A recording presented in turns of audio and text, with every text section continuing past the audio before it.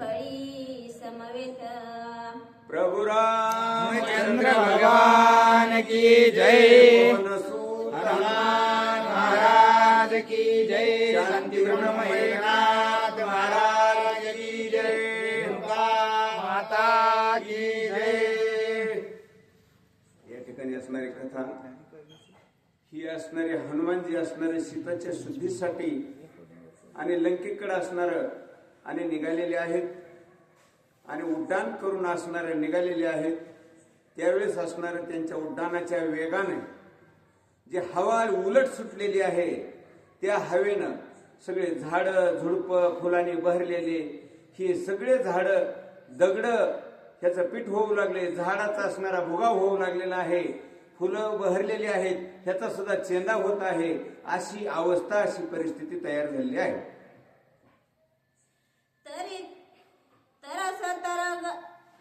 तरसत गरा बिळावा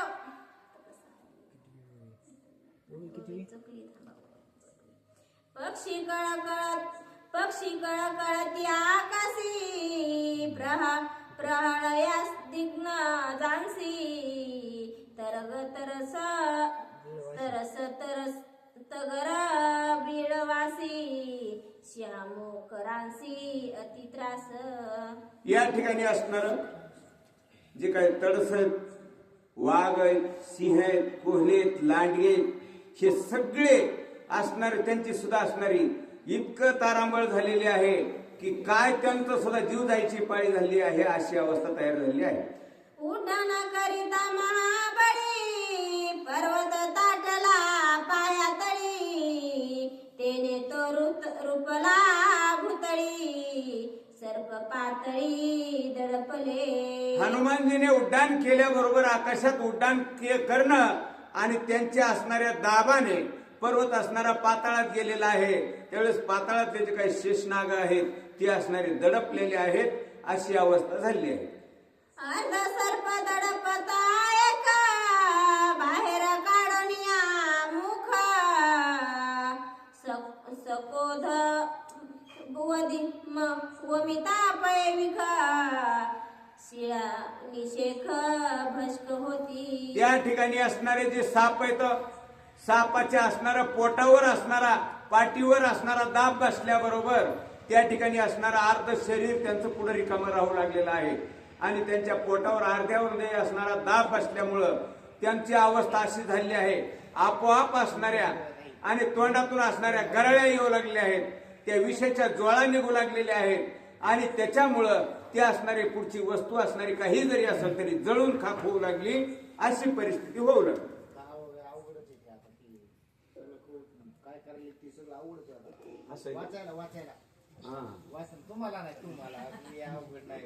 किती वय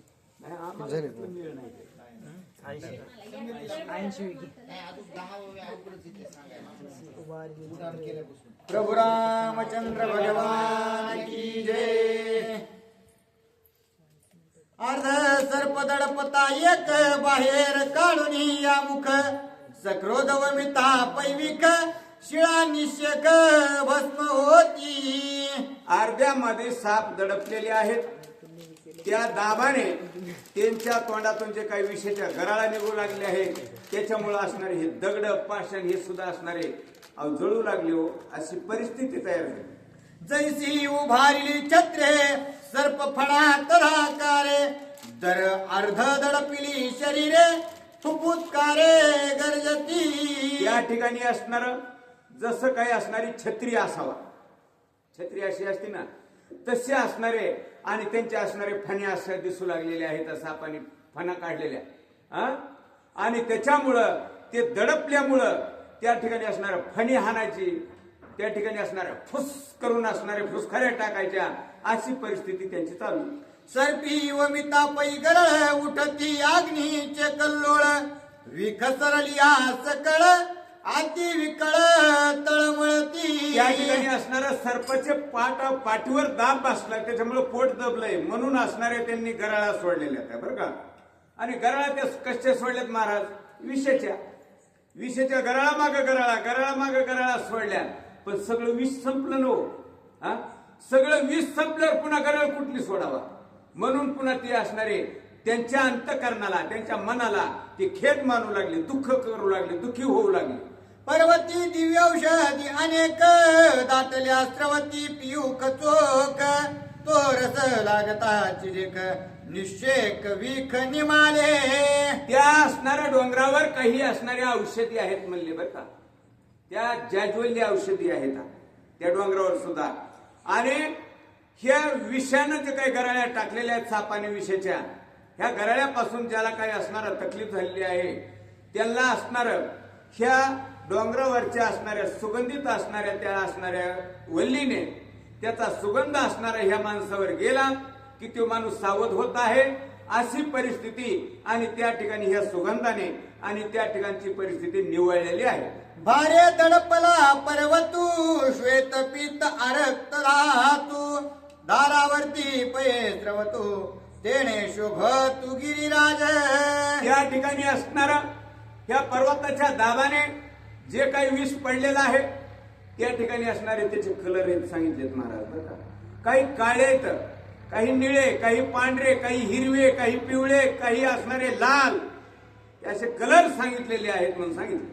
वामन झाला त्रिविक्रम तैसा वाढला तो वानरोत्तम दृढ धरिला क्रम पराक्रम स्वामी कार्या. या ठिकाणी असणारा जसा काही वामन असणारा बळीराजाच्या घरी असणारा आणि वाढलेले होते त्या ठिकाणी असणारा 3 पाऊल फक्त असणारी भूमी मागितली होती. 3 पाऊल फक्त मला द्या दान. त्यावेळेस एकाच पावलामध्ये सगळी पृथ्वी आटून टाकली होती. एवढा वामन असणारा वाढलेला होता. तसं हनुमानजी या ठिकाणी वाढलेले आहेत आणि त्या हनुमानजीची असणारी ताकद आहे म्हणून सांगितलं.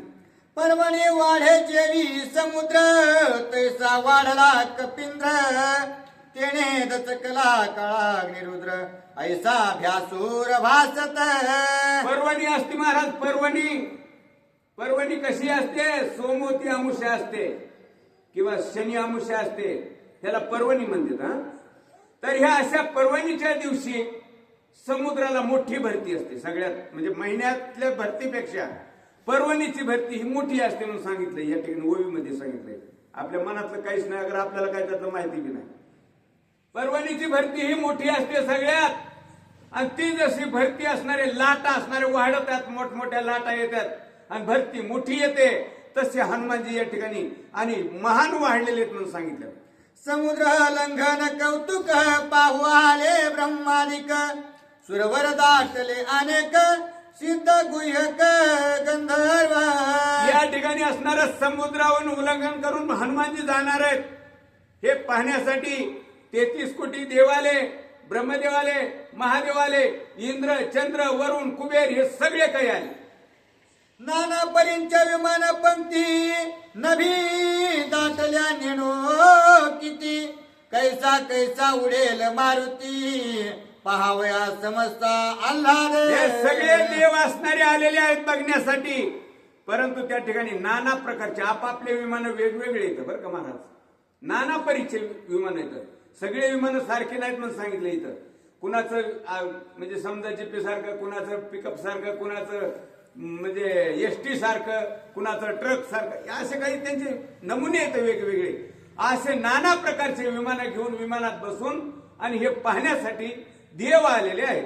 उमारमानी सावित्री पाहू आल्या नवई नारी समुद्रा माझी वानरी कैसे परी उडी जेल. त्या ठिकाणी उमा आलेली आहे, पार्वती आली, लक्ष्मी आली, सरस्वती आली, अशा 9 नारी म्हणून सांगितलंय बरं का. आणि ह्या सगळ्या 9 जणी सुद्धा या ठिकाणी असणाऱ्या हनुमानजीचं उड्डाण कसं आहे हे पाहण्यासाठी आलेले आहेत.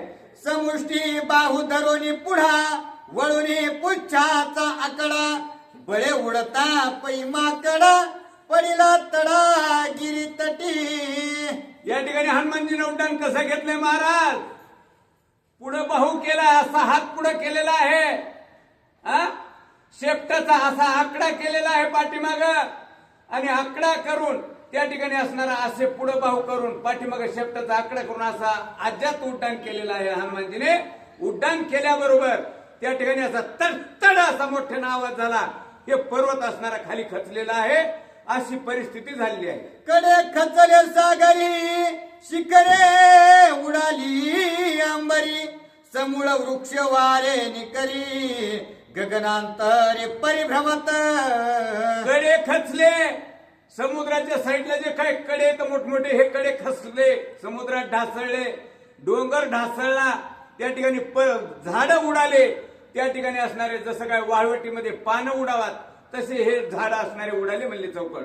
जैसा बोळवणी अति आप्त सुहृद माघारे परतत तेवी पाषाण वृक्ष समस्त मागे पडत सागरी. या ठिकाणी असणारं उदाहरण सांगितलेलं आहे. ज्याप्रमाणे असणार आपलं असणारे सखे स्वैरी असते तर, आणि त्या ठिकाणी असणार एखाद्या माणसाला वाट लावते, म्हणजे गेला त्याला वाट लावते तर, आणि वाट लावायला कुठं जातात मसलमध्ये, त्या ठिकाणी वाट लावून परत जसे निघतेत आणि ते जसे काही पुन्हा असणारे सगळे स्थिर होते, तसं असणार हनुमानजीचं उड्डाण पुढे गेलं आणि पाठीमागं असणारे हे पाला पाचोळा झाडं झुडपं हे सगळे असणारे स्थिर झालेले आहेत, पडलेले आहेत खाली. विकट वानरे दिधली हाक दुमदुमिले तिन्ही लोक कडी काळे घेतला धाक सुरसा शंक विमानी प्रभू रामचंद्र भगवान की जय असा हनुमानजीनं गजेर केलेला आहे.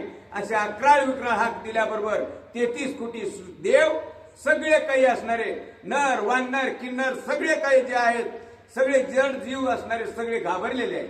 जाणोनी पवनाची शक्ती उल्लंघोनी मनोगती लंका लक्ष्योनी मारुती शीघ्र गती निघाला. हनुमानजीचं उड्डाण आकाशात गेलेलं आहे, वाऱ्याच्या गतीने गेलेलं आहे, परंतु वाऱ्याची गती ही असणारी हनुमानजीला वाटलं ही काय चिल्लर आहे गती, ही काही गती नाही, ह्याच्यात वेग नाही, ही गतिमान आणि वाऱ्याची गती मागे सोडली आणि मनोवेगाने हनुमानजीचं उड्डाण असणारं पुढे निघालं. वेगे उडता वानर शोभे कवळला सागर तेने फुलले जळचर येरा येर झोंबती. त्या ठिकाणी असणार मनोवेगाने हनुमानजीचं उड्डाण निघालेलं आहे आणि त्याच्यामुळं हवा असणारी म्हणजे वेगाने परत निघालेली आहे आणि त्या हवेच्या दाबाने हे समुद्र खवळला महाराज. एवढा खवळला की भडाल भडाल असणाऱ्या डोंगरासारख्या लाटा उडायला लागल्या. त्यावेळेस त्याच्यातले जे काही मासे, जे काही प्राणी आहेत, जे काही जंतू आहेत, हे सगळे असणारे आणि त्यांच्यामध्ये खळबळ झालेली आहे.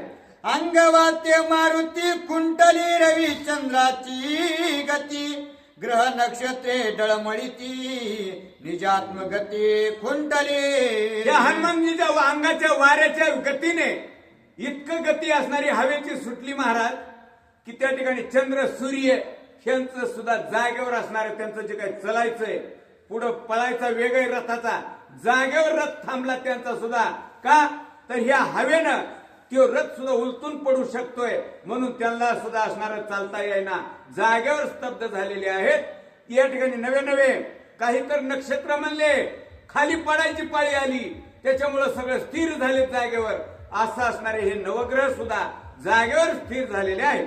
हनुमंताच्या अंगदीप्ती नभी शशी सूर्य लोपती नक्षत्रांचला या होती तेज मारुती दैदिप्यमान. या हनुमंताचा तेज किती आहे त्याची गणतीच नाही म्हणतात. ह्या हनुमंताच्या तेजापुढं हे चंद्र सूर्य हे जे काही आहेत ना सगळे हे नवग्रह हे सगळे नक्षत्र त्या ठिकाणी असणारे त्यांना काय झालं म्हणले, अंधाऱ्या आल्यावर कसं होतं माणसाला तशी अवस्था झाली. जसं काय आता झाकड पडावा, सूर्य आहे तोपर्यंत प्रकाश आहे, पण सूर्य मावळला की काय होत आहे, झाकड पडते, अंधुकपणा येतोय. तशी परिस्थिती ह्या नवग्रहाची झाली. चंद्र सूर्य ह्यांना सुद्धा तेज राहिलं नाही म्हणते. कशामुळं? हनुमंताच्या तेजापुढं. बाळ सूर्याचा वतीला की सेंदुराचा रचिला न तो कुंकुमाचा घडीला तैसा देखिला हनुमंत. या ठिकाणी हनुमानजी कसे दिसू लागले? जणू काही असणारा बाळ सूर्य. बाळ सूर्य कधी म्हणायचं महाराज?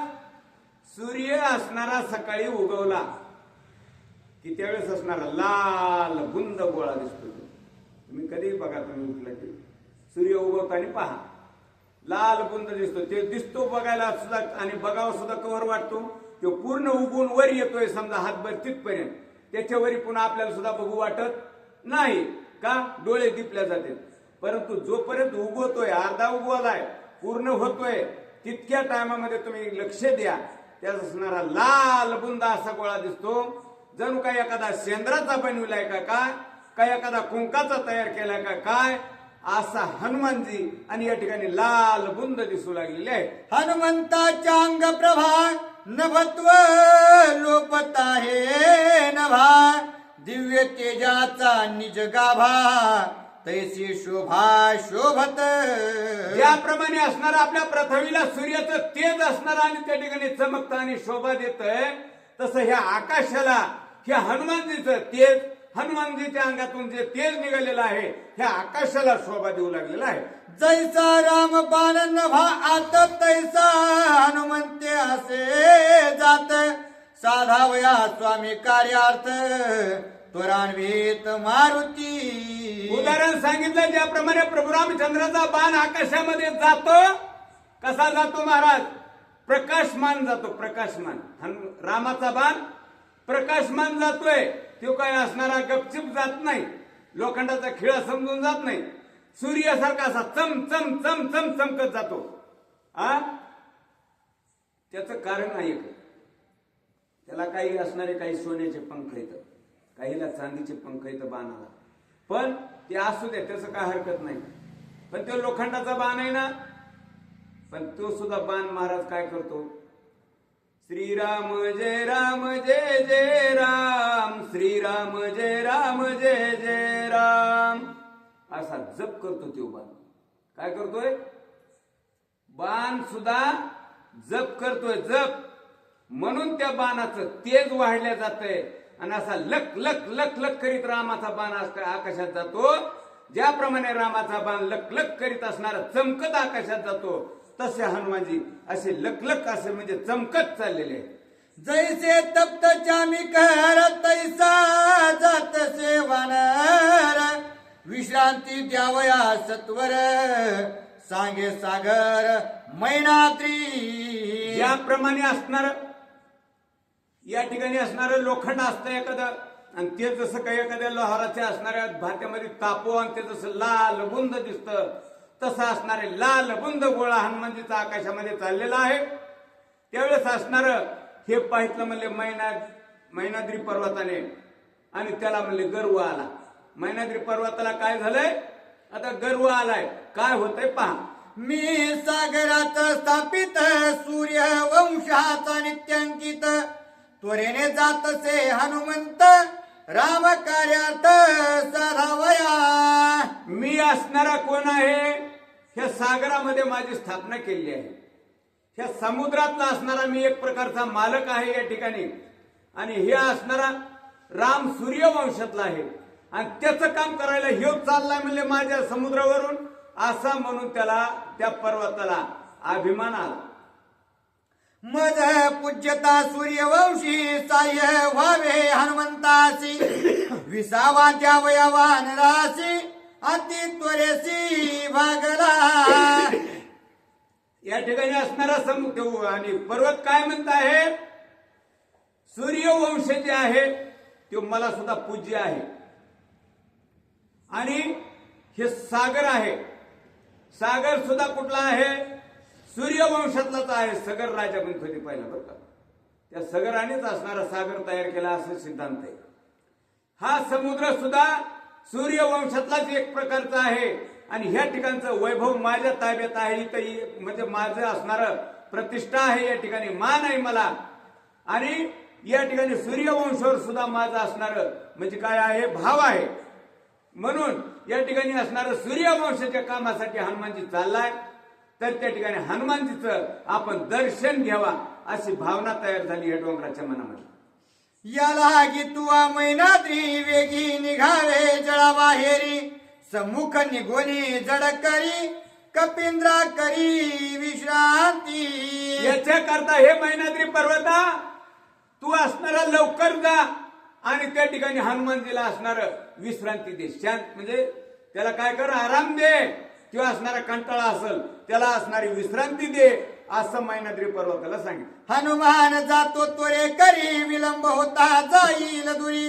इतके माझे प्राधान्य करी देई वानरा विश्रांती. या ठिकाणी हनुमंत वेगाने जात आहे, तुला पुन्हा कटायचं नाही, लवकर जाऊन त्याला आराम दे असं असणार सांगितलेलं आहे. विश्रांती दिधली वानरी सेवा उपतिष्ठे श्रीरामचंद्री. पुढील मार्ग लंकापुरी क्षणा माझारी पवेल. जर हनुमंताला विश्रांती मिळाली तर रामाचं काम असणार आपण केल्यास समान आहे. रामाच्या कामामध्ये आपला हातभार लागला म्हणून आपल्याला समाधान होईल असं म्हणतात.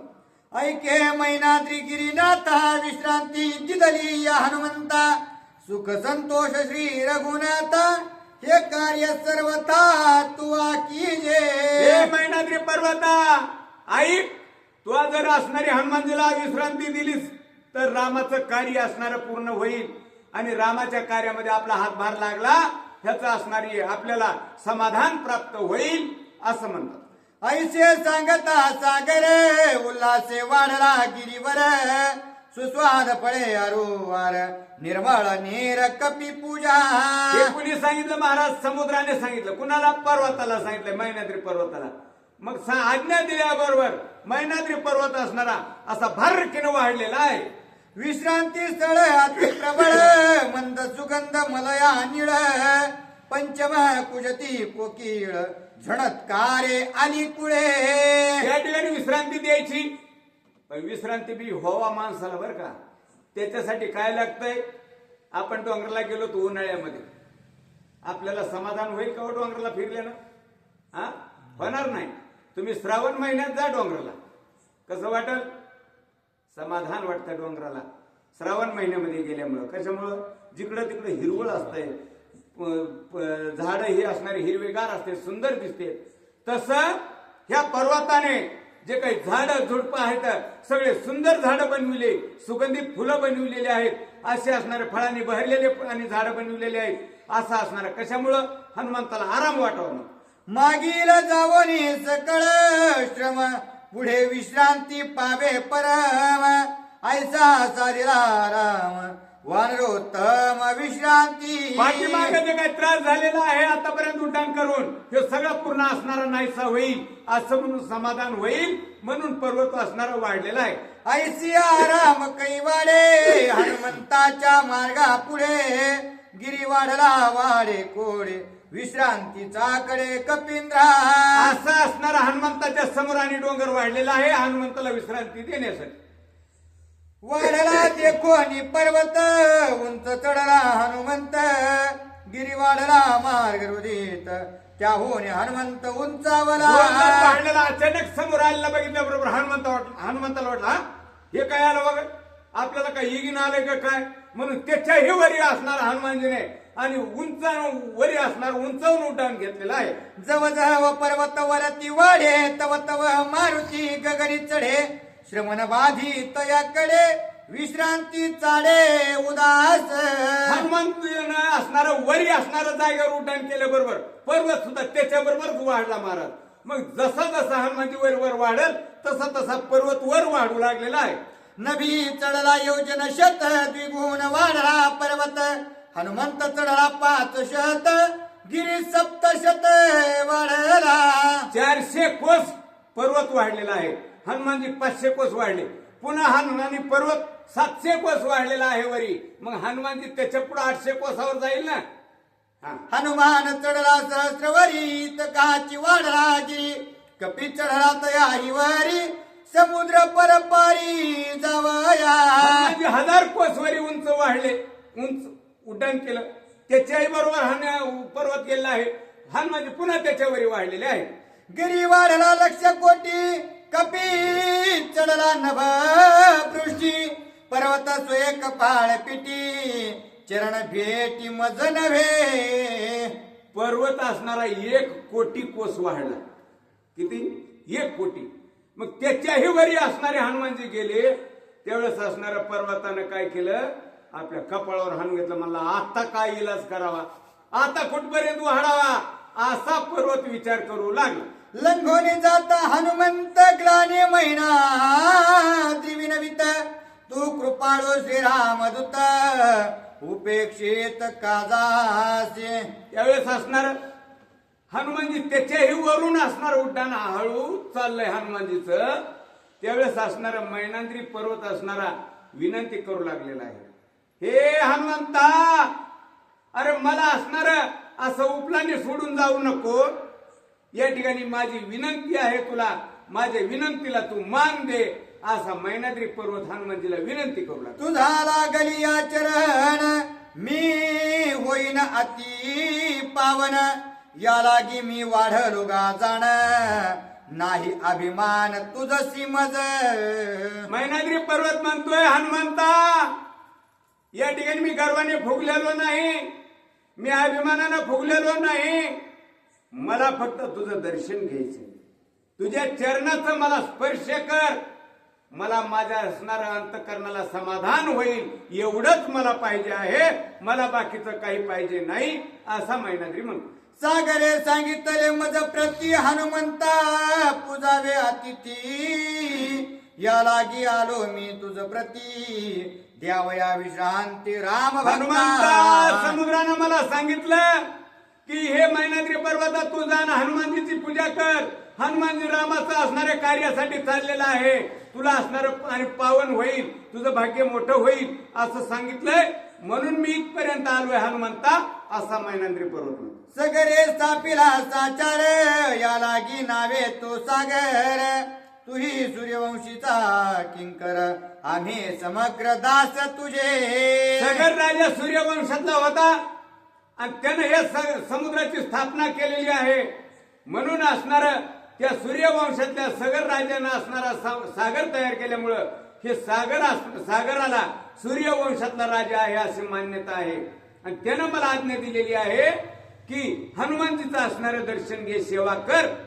त्यावेळेस असणारा हनुमानजी तुम्ही सुद्धा कोण आहेत, सूर्यवंशाचे दास आहेत, दास, म्हणून मला तुमचे सेवेसाठी पाठविलंय असा मैनाद्री पर्वत म्हणतो. तुझ्या पित्याचा स्थापित मी वसत आहे समुद्रात तोही अवधारी वृत्तांत उपेक्षित जाऊ नको. तुझ्या जे काही पिता आहे, पित्यानंच माझी स्थापना केलेली आहे या ठिकाणी, त्याचाच मी स्थापित आहे या ठिकाणी, म्हणूनच मला इथला मान आहे असं असणार. आणि मी या ठिकाणी असणार तुझ्या दर्शनाला आलोय, मला सोडून तू जाऊ नको असा विनंती. पूर्वी पर्वत पक्षधर उड्डाणे घेती अति दुर्धर पुरे पट्टणे करीते चूर नगरे नगर भंगिती. हे हनुमंता, पूर्वीच्या काळामध्ये हे जे काही डोंगर आहेत का, डोंगर, हे डोंगराला काय होतं महाराज, पंख होते, पंख.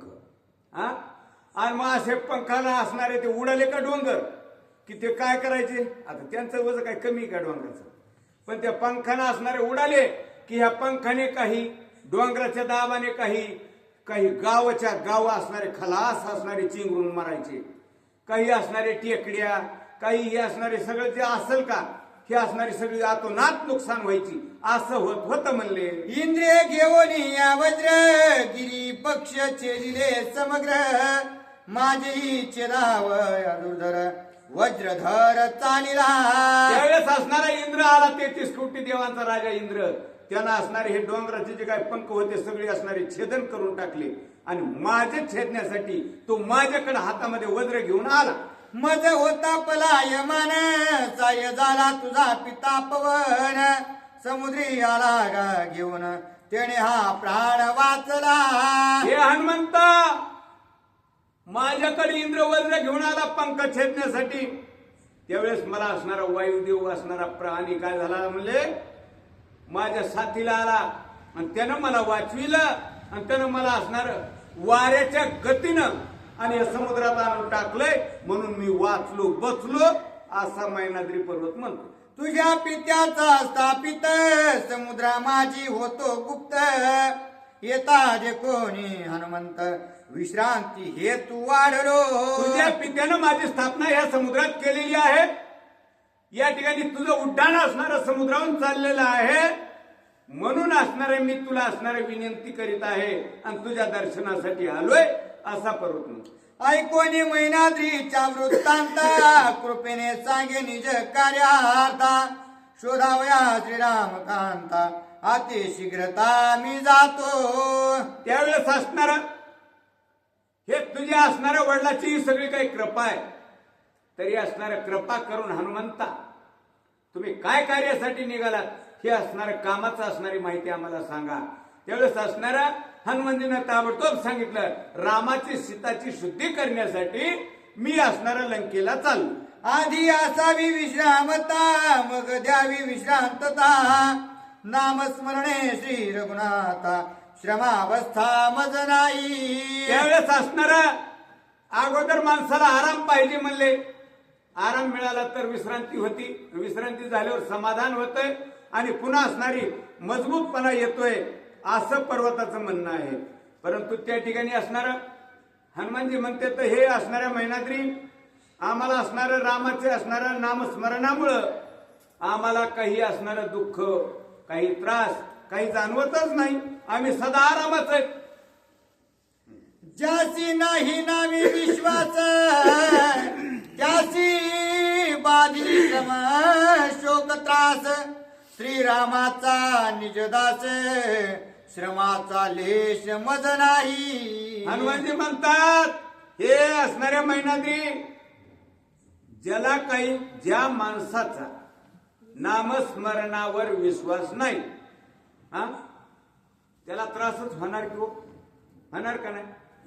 पण आम्हाला असणार नामस्मरणाचा असणारा या ठिकाणी असणारा आळस नाही किंवा असणारा खंड नाही. त्याच्यामुळं आम्हाला या ठिकाणी असणार म्हणजे दुःख त्रास काही जाणवतच नाही. म्हणजे आम्हाला सदा आरामच वाटतोय. म्हणजे कुणीकडे बी कामात कुठल्याही कामात गेलं तरी. प्रभु रामचंद्र भगवान की जय. ऐकून हनुमंताचे वचन मैनाद्रेस आले रुदन भाग्य अभागे मी परिपूर्ण हनुमंत चरण अप्राप्त. असं हनुमानजी म्हणल्यानंतर त्या ठिकाणी असणारा मैनाद्री पर्वत रडू लागला. हो महाराज काय म्हणू लागला अरे अरे अरे अरे देवा माझं नशिबात फुटक माझ्या नशिबातच जर नाही तर या ठिकाणी हनुमानजी तरी काय देईल. हनुमानजीचं दर्शन घ्यायचंय मला पण माझ्या तकदीरातच नाही तर कुठून मिळेल मला असं म्हणून तो रडू लागला. पर्वताचा खेद लेखून हनुमंत बोलिला वचन जे न घे फळा मुळा जीवना अंगुली स्पर्शान तुझं न करे. त्यावेळेस असणारा आणि मैनाद्री पर्वत रडू लागलेला पाहितला हनुमानजीने. त्यावेळेस हनुमानजीला सुद्धा दया आली महाराज त्याची बरं का. त्यावेळेस हनुमानजीनं सांगितलं हे बघ मैनाद्री तुझं रडणं आहे ते मला कळालं. मला सुद्धा असणारी आणि अंतःकरणातून तुझ्याबद्दल सहानुभूती तयार झाली. पण मी असणार थांबणार माणूस नाही. या ठिकाणी असणार तुझं काही फळ मूळ काही आणलंच ना तू हे सगळं चांगले फळ सफरचंद हे मला काही खायचं नाही तुझं काहीच. पण हे बघ तू म्हणतोस ना दर्शन घ्यायचं तर मी तुझ्या असणार कणगुळीनं तुझ्या असणाऱ्या अंगाला स्पर्श करीन तुझ्या डोक्याला असं एवढंच मी करीन बाकीचं मी काही करणार नाही असे हनुमानजी म्हणते. पर्वत म्हणे हनुमंता कृपेने हात ठेवी माता इतकेन मी सनाथता अनेक सर्वथा मागेना. त्यावेळेस असणारा असे हनुमानजी म्हणल्यावर पर्वत म्हणतोय हनुमंता फक्त कृपा करून कृपेनं फक्त माझ्या डोक्यावर हात टेक. मला बस मला काहीच बाकीचं गरज नाही. मला काही धन पाहिजे नाही द्रव्य पाहिजे नाही काही पाहिजे नाही. तव इंद्र म्हणे मैनांद्रे झालासे हनुमंता सहाकारे तुझं मी सर्व तान मारे समुद्राबाहेर सुखे विचारे. त्यावेळेस इंद्रदेव म्हणू लागले. इथं लगेच आले इंद्राचा सांगितला शब्द बरं का. इंद्रदेव काय म्हणते हे मैनाद्री तू हनुमानजीला सहाय्यकारी झालास ना आता हे बघ तू कुणीकडे बी फिर आता मी तुला मारणार नाही. मग हनुमंते वेळे पर्वते ठेविले आंघोळे बारे बैसला समुद्र तळे झाला पाताळे हाकार. मग असणाऱ्या कृपा करून हनुमंताने कणगुळीचा स्पर्श केला त्याला कणगुळीचा. त्यावेळेस असणारा कणगुळीच्या भाराने तो असणारा समाधान पावला आणि तो असणारा म्हणजे दडपल्या गेला समुद्रात आणि त्याचा असणारा भार पाताळात गेला म्हणजे पण गमळती पर्वतावरे अतिशय भार पडला भारे करील सप्त पाताळ चुरे नवनागांतरे हाहाकार. त्यावेळेस असणारे खाली जे काय पाताळामध्ये पर्वत आहेत ते दडपले गेले. ते सगळे असणारे म्हणू लागले, जे नवनाग आहेत मोठे ते म्हणू लागले आता काही आपली बरी गत नाही.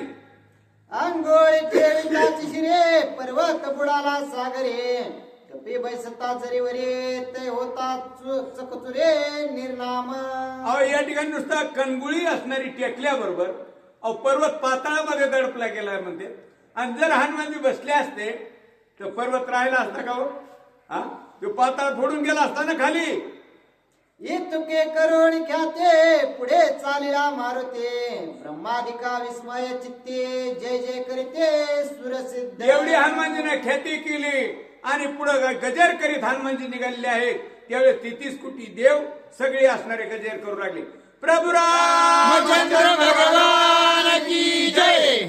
इतके करुण ख्याते पुढे चालिला मारुते उल्लंघावया पापते शीघ्र गते निघाला. एवढी ख्याती करून पराक्रम करून हनुमानजी समुद्र उल्लंघन करण्यासाठी पुढे निघाले. देवदानव वघे जण ते हनुमंताचा मार्ग रोधून करावया चालिले विघ्न ते कथन अवधारा. आता पुढे असणारे देव दानव हे सुद्धा असणारे हनुमानजीला असणारे यज्ञ करायसाठी निघालेत बर का. पण ते जे काही आहेत ना त्यांचे यज्ञ ते आता पुढे निघणार आहेत आणि अशा पद्धतीने काय आहे ते तुम्हाला ऐकायला मिळेल. सागरावरे शीघ्र गमन करेत आहे वायुनंदन राक्षस रूपे करावे विघ्न गमनागमन खंडावे. देव आणि दानव काय म्हणू लागले, ह्यो हनुमान जे असणार समुद्रावरून चाललाय ना, पण ह्याला असणार आपण यज्ञ करायचं. पण कसं करायचं, राक्षस रूप घ्यायचं आणि राक्षस रूप घेऊन या ठिकाणी ह्याला यज्ञ करायचं हनुमानजीला, असा विचार करू लागले. किती बळ आहे हनुमंता पाहावया आवडे देवा समजता दानवाची धनुजे माता ते विघ्नार्था धाडिले. देवाला वाटलं हनुमानजीची ताकद किती ती पाहावा. मग असणार जे काही दानव आहेत त्यांची असणारी जी आई आहे तिचं नाव धनु आहे आणि तिला असणार ह्या देवानी आणि दानवानी ह्या हनुमानजीला यज्ञ करण्यासाठी पाठवले. जावो शके निजात्म शक्ते किंवा येईल काकुळते काय करील मारते ते निश्चिते आम्ही पाहू. त्यावेळेस असणारा म्हणू लागले, तू जा आणि धर त्या मारुतीला, किती ताकद आहे, किती का असणारा आत्मबळाने तो पळतोय ते आम्ही बघू. जर असा नाही घटला तर आम्ही सुद्धा तुझ्या मदतीला येऊ. धनुसुर साधानवांची माता कपट तेजेस तेजता ऐकोनी देवांची एकता विघ्न हनुमंता करू आले. धनु ही असणारी सुरसा ही देवांची असणारी आई आहे आणि ही दैत्य आणि देव या दोघांच्या विचारानं त्यांना तिला पाठविल्यामुळं ती असणारी हनुमानजीला विघ्न करायला आली. आश्रयोने समुद्र जळ राक्षसी झाले विकराळ मुख पसरोने कराळ कपी तत्काळ गिळू आले. त्या ठिकाणी असणार राक्षस रूप धारण केलं तिनं, समुद्रामध्ये असणारी उभी राहिली आणि असणारा मोठं दाबड फाकलेला आहे आणि हनुमानजीच्या उड्डाणाच्या गतीमध्ये असणार वरी तितकं दाबाड गेले आणि खाली पाण्याबरोबर दाबाड आहे, अशी परिस्थितीनं तिनं दाबाड फाकलेला आहे. येणे मार्गे जे जे येते ते माझे पक्ष भक्ष निश्चिते तुझं मी गिळीन पुसे योगते रिग मुखा प्रति वानरा. त्या ठिकाणी असणारा म्हणताय, वानरा ह्या मार्गाने जेवढे येतात प्राणी एवढे माझ्या मुखात जाते आणि तुला मी आता सोडणार नाही, अशी ही असणारी सुरसा बोलली. सीता शुद्धीसी जातो लवला आहे श्रीराम कार्यासी साई होय विघ्न न करी ओ माये तुझे पाये वंदितो. त्यावेळेस हनुमानजी म्हणते, हे माय तुझ्या मी पाया पडतो मी रामाच्या कार्यासाठी चाललोय. रामाचं काम असणारे सीताची शुद्धी आणायची मला, म्हणून मी चाललोय. मी तुझ्या पाया पडतो, मला काही तू विघ्न करू नको. भोजनी निवारिक क्षुधिता तो सज्ञान अतिमूर्खता कैचा राम कैचे सेता तुझ मी आता बक्षीन. त्यावेळेस असणारा ती सुरसा म्हणती, महाराज अरे काय बोलायला लागला तू, मला इथं भूक लागली. भूक लागल्यावर तिथं देवान म्हणजे काय असतं का म्हणले, काही ह्यो राम आहे, ह्यो कुठं हनुमान आहे, ह्याचं घेणं देणंच काय. मी भूकाने व्याकुळ झाले. पहिलं माझं पोट भरणं महत्वाचं आहे. मला बाकीचं काही घेणं नाही देणं नाही. तुझा राम माहित नाही मला, तुझी सीता माहित नाही. मी तुला आजवर खाणार म्हणजे खाणार. आपुले चुकावया मरण मज सांगसी ब्रह्मज्ञान तुने निमालिया प्राण सुकृत कोण भोगील. अरे आपला जीव वाचवायसाठी तू मला असणार कोड सांगतोस होय. या ठिकाणी तू असं सांगायचं आणि निष्ठून जायचं. तुझा प्राण वाचविण्यासाठी तुझं नाटक आहे अशी म्हणते. राक्षसे पसरले वदन हनुमान झाला एक योजन येरे मुख पसरले द्विगुण दश योजन कपी झाला. या ठिकाणी असं खालचं असणारं पाणी ते वरी असणारं आकाशापर्यंत दाबाड फाकलेलं आहे. त्यावेळेस हनुमानजी असणार 4 पटीनं वाढलेले आहेत म्हणून सांगितलेलं आहे. त्यावेळेस असणारं त्याच्याही वरी असणारी ही असणारं हिनं दाबाड फाकलं. त्यावेळेस 10 योजने असणारे हनुमानजी वाढलेले आहेत. मुख पसरे योजने 20 हनुमंत झाला योजने 30 येरे पसरले 40 कपी 50 होऊ सरला. त्या सुरसाने 20 योजने असणारं तोंड फाकलंय. हनुमानजी 30 योजने वाढले. त्यावेळेस सुरसानं 40 योजने तोंड फाकलंय. हनुमानजी 50 योजने वाढले.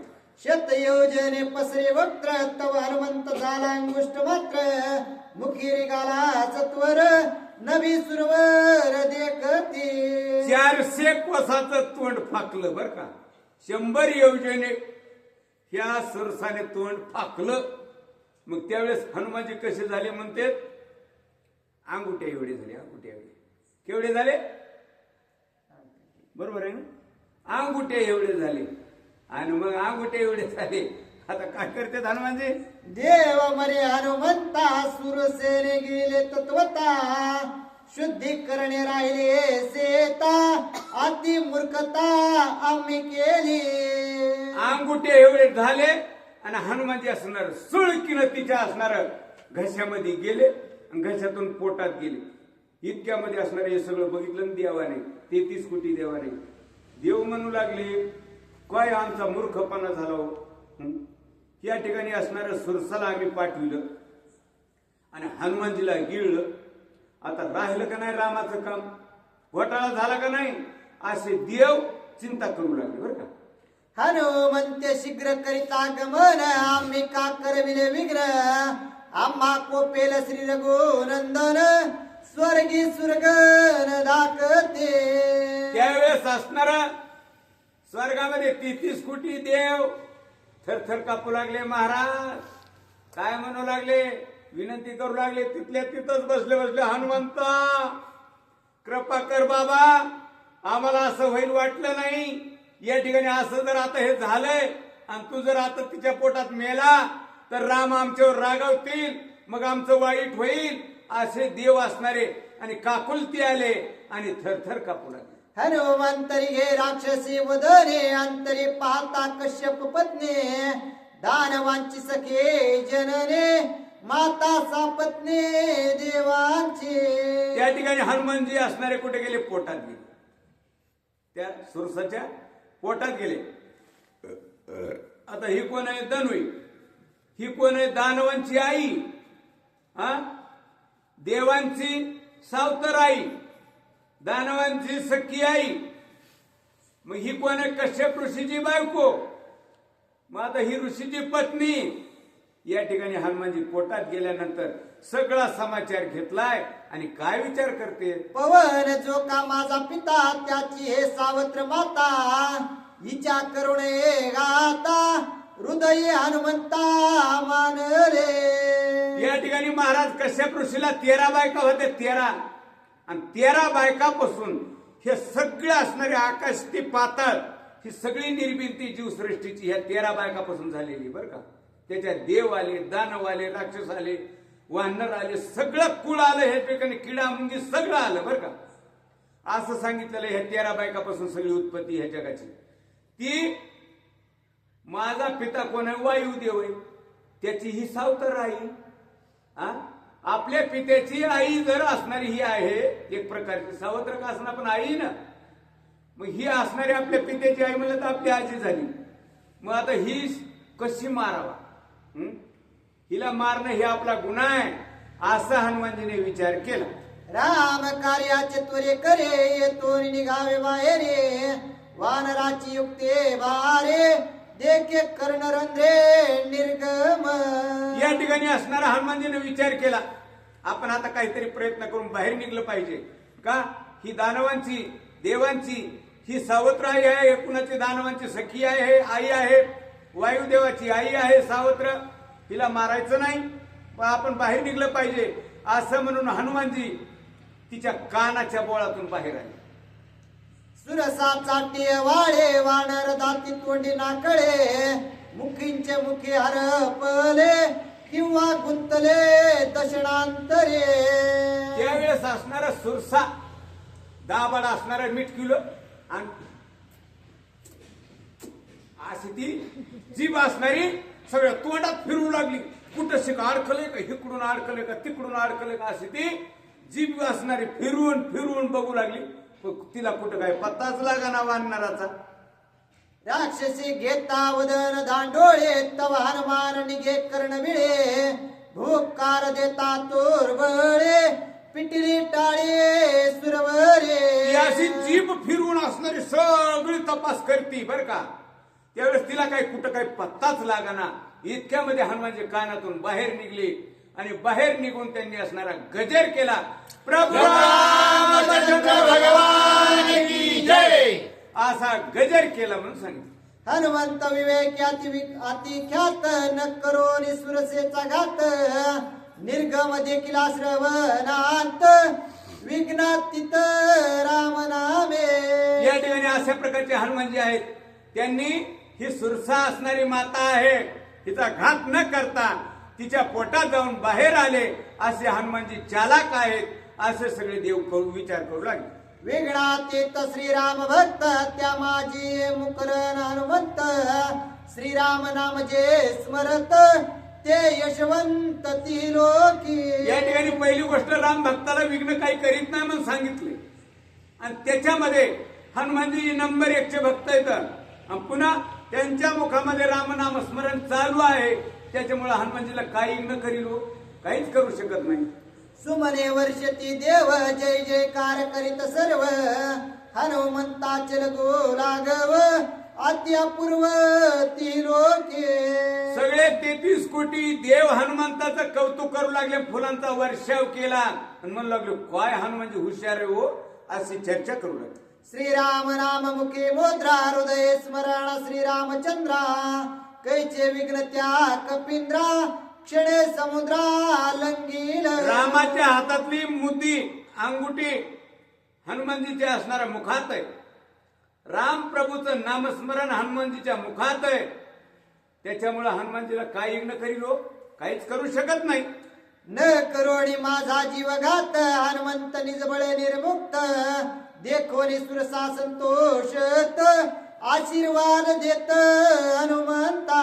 सुरसाने विचार केला हनुमंत माझ्या पोटात गेला, पोटातून तो बाहेर निघून गेला, मला काही त्यानं तकलीफ दिली नाही, त्यानं काही मला मारलं नाही, काही असणारा काही कुठं मला जाणवलं नाही, त्रास झाला नाही, कुठं असणाऱ्या पोटात कळ निघली नाही या ठिकाणी. आणि हनुमंत तर असणार त्या पोटात जाऊन बाहेर निघून गेला म्हणून त्या ठिकाणी ती सुद्धा म्हणू लागली हनुमंता तुझ्या पाठीशी माझा आशीर्वाद आहे, तू सदा विजयी होशील.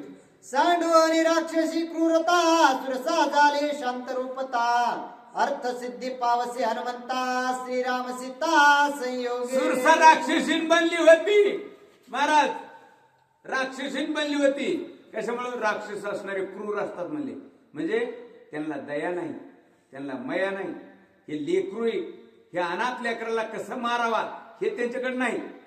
काही असलं तरी खलास करायचं अशी त्यांची भावना असते. म्हणून ती राक्षसी बनली होती. मग या ठिकाणी असणारी ती राक्षसीन पण सोडून दिलं आणि ती असणारी तिचं जे स्वरूप आहे स्थिर, हे स्थिर स्वरूप तयार झालं आणि स्थिर स्वरूपाने त्या हनुमानजीला आशीर्वाद देत आहे. श्रीराम नामे तुझे मेटे या लागे तू दाटोगा सृष्टी तुझे निराम सीतेची भेटे राम राज्य सृष्टी तुझे हे हनुमंता सारखा असणार मुखातून तुझं असणार आणि रामाचं नामस्मरण चालू आहे. जसं काही असणार सेकंद काटा असतो, सेकंद काटा त्याला असणार तो सारखा सुरूच आहे. तो काय बंद आहे का? आपण जेवण करायला बसलो 10 मिनिटं जेवतो, पण एखाद्या वेळेस 1 तास बी आपण जेवत उभं राहिलो बसलो तरी तो काय सेकंद काटा काय थांबतो का? तो डायरेक्ट तासच काढतो का नाही? तसं हनुमंता तुझ्या मुखातून असणार पटपट पटपट रामाचे नामस्मरण चालू आहे. इतका दाटून गेलास तू की तुला बोलायला सवड नाही. तुला नुसतं बोलायला नाही. हनुमंता राम नामस्मरण जे चालू आहे तुझं, ह्या राम नामस्मरणाच्या पुढं तुला श्वास घ्यायला सुद्धा सवड नाही. इतक्या स्पीडनं तू असणारा राम नामस्मरणामध्ये दाटून गेलास. म्हणून हनुमंता तू रामाच्या कामामध्ये यशस्वी होणार आहेस. तुला कुठलंच असणार अपयश येणार नाही अशी सुरसना आशीर्वाद दिली. सीता शुद्धीची समय सिद्धे तुझे होईल गात्री शुद्धे निमेष लंघेसेल उद्दे तू सद्बुद्धे कपिंद्रा. हनुमंता सीता शुद्धी ही असणारी तू करशील. नुसतं करशीलच नाही, हे नुसतं होईल तू ह्याच्यानं नाही, झालीच समज. काय म्हणते? सत्य सत्य तू ह्याच्यानं झाली असं सुरसाना आशीर्वाद दिलेला आहे. ऐसे बोलोनी उत्तर सुरसा वंदिला वानर येरो निघाला सत्वर समुद्र पार लंगावया. असा सुरसेने आशीर्वाद दिला हनुमंताला आणि हनुमंताला नमस्कार केला आणि हनुमानजी तिथून पुढं असणार आपलं उड्डाण असणार पुढे चालविलेलं आहे. सुरसा देवी देव विघ्न कपेने जिंकली न मारून पुढे सागरी बळवान केले कंदान ते ऐका. सुरसा असणारी देवानी दानवानी पाठवली होती विघ्न करायला, पण या ठिकाणी हनुमानजी तिच्या विघ्नाला असणारा बळी पडले नाही, म्हणजे तिला गटले गेले नाही. म्हणून त्या ठिकाणी असणार सुरसा सुद्धा असणारी त्या ठिकाणी असणारे त्या हनुमानजीच्या असणाऱ्या पराक्रमाला असणारी आणि ती मान्य झाली आणि ती असणारी स्तब्ध होऊन शांत होऊन आपल्या असणाऱ्या ठिकाणाला गेली. सकळ ग्रंथाचे मायर ते श्रीरामचरित्र पवित्र वक्त्याचे वक्त्र पवित्र श्रोत्र श्रोतियांचे. या ठिकाणी असणारा हे रामायण ग्रंथ आहे महाराज. हे जेवढे ग्रंथ आहेत 4 वेद 6 शास्त्र 18 पुराण 64 कळा हे जे आहे ना सगळं, हे सगळ्याचं माहेर घर आहे म्हणतात रामायण. रामायण काय आहे? सगळ्या ग्रंथाचं माहेर घर आहे. असं असणार हे माहेर घर आहे असं ग्रंथ करते म्हणतात. स्वामी सेवेस विकिरा प्राण ब्रह्मज्ञानाचे भूषण नववेद भक्तीचे जीवन कपिकथान शिववंद्य. स्वामीच्या कामामध्ये आपल्या गुरुच्या कामामध्ये जीवन असणारं सार्थक करणारा हनुमानजी आहे. आपल्या गुरुच्या भक्तीमध्ये आपल्या रामाच्या असणारा आणि स्वामीच्या सेवेमध्ये म्हणजे नामस्मरणामध्ये सादर असणारा हनुमानजी आहे. असं हनुमानजीचं आणि प्रगटपणा आहे. करिता हनुमंताचे स्मरण विघ्नतेची होय निर्विघ्न स्मरणे सुलभ ब्रह्मज्ञान कथा पावन हनुमंते. हनुमंताचा जर तुम्ही जप केला तर आपल्यावर येणारं विघ्न सुद्धा नाहीसं होत आहे महाराज म्हणून सांगितलं बरं का या ठिकाणी. आपल्यावर येणारं विघ्न आलेलं विघ्न सुद्धा नाहीसं होत आहे हनुमंताचं जर तुम्ही नामस्मरण केलं तर. अशी ही हनुमंताची कथा ही पुण्य पावन आहे असं ग्रंथ करते नाथबाबा म्हणतात. एका जनार्दना शरण कपी प्रताप कथा गहन पुढे काय केले कथन सावधान अवधारा. असे नाथ बाबा आपल्या जनार्दन स्वामीला शरण जाऊन विनंती करून सांगतात. इथपर्यंत ही कथा आलेली आहे. पुढे काय कथा होणार आहे ते ऐका. स्वस्ति श्री भागवत रामायणे किष्किंधा कांडे एकाकारिका हनुमंत समुद्र मध्य गमनम नाम सप्तदश अध्याय गवर्धार विठ्ठल.